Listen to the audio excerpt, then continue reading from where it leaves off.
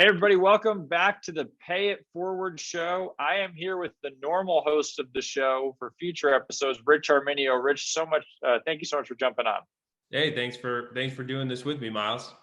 Yeah, absolutely. So obviously you're the producer of a new show, and something that I wanted to take the time to do today is just give you the chance to talk a little bit about what you're trying to accomplish with Paying It Forward. So I guess my first question would be, there's a lot of podcasts on all kinds of topics in business, whether it's leadership or entrepreneurship, or there's not a ton of them on finance. Why do you feel like this show is really filling a gap in the market for people to listen to? Well, I mean, there's not many, as you mentioned, there's not many opportunities for finance professionals to hop on a show like this, really give their own personal perspective on where they see the industry is now, where they see it's going, and just educate all of our viewers on basically, what should they be looking for? What are they doing at their organization that may help another organization? And ultimately just understand that their story. You talk about the title, like Paying It Forward. So obviously, we all have people in our own lives who've made us successful. It sounds like a portion of the show is going to be giving them the chance to either thank those people or provide some of that advice for future generations.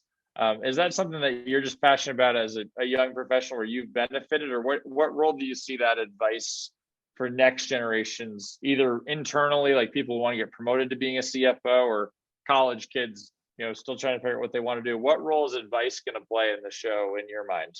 Yeah, I think it's going to play a big role. I mean, there's a lot of people, as you mentioned, I'm part of that younger age group, and I thrive off of mentorship, right? Talking to people in my profession that can provide, their experiences and what they've been able to overcome and how they got to where they are. So I think that's so important in order to attract, the younger people that may be stepping up into, bigger roles in the next couple of years moving forward.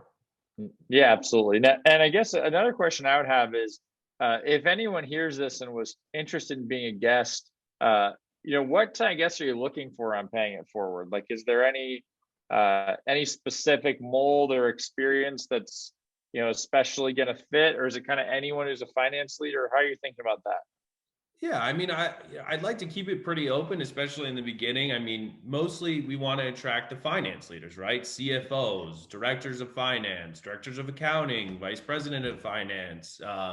And I'd also like to attract some shared services leaders, right? The people who are involved with the back office functions, to really see what they're doing to help make those type of processes better, especially with where we are from a technological perspective and how that's been moving rapidly forward over the last, five or so years.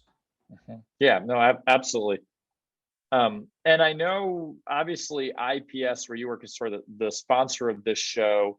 And I wanted to make sure, at least in this little short review, at a little time, like, do you mind just sharing a little about what IPS does, in case anyone who looks up and says, "Oh, IPS is the sponsor of Paying It Forward"? What's that company do? I'll just give like a 1-minute overview.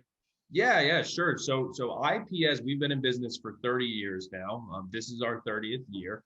And we are focused on digital transformation, accounts payable transformation specifically. So automating the overall receipt of invoices all the way to making a payment of that invoice. And technology has come so far, as I mentioned, in the last 5 to 10 years, that we've been able to take a lot of those manual functions that most people have been performing for the last 50 years and use technology to make it a expedited process, right? And giving people more transparency into data analytics in order so that they can focus on improving their overall financial operation efficiencies.